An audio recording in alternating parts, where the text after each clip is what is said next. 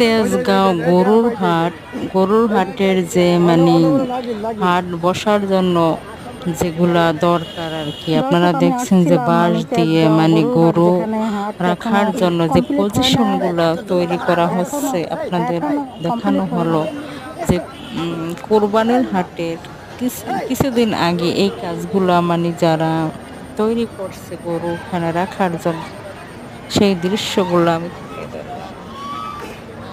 এবং Tejgaon registrar office থেকে একটু সামনে গেলে আপনারা দেখবেন যে বিশাল এক মাঠ।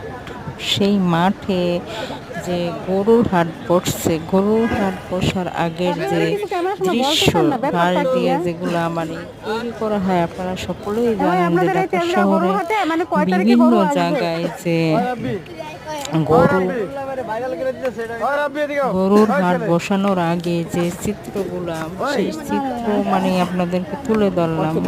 মানে হাট বসার আগে যেগুলা আপনারা দেখতে চান, বাঁশ দিয়ে কিভাবে মেরামত করা হয় গরু বাঁধার জন্য, গরু আটকানোর জন্য, সেই চিত্র আপনাদের সকলের সামনে আজকে তুলে ধরলাম। সাংবাদিক জবা, জাতীয় প্রেস ক্লাব।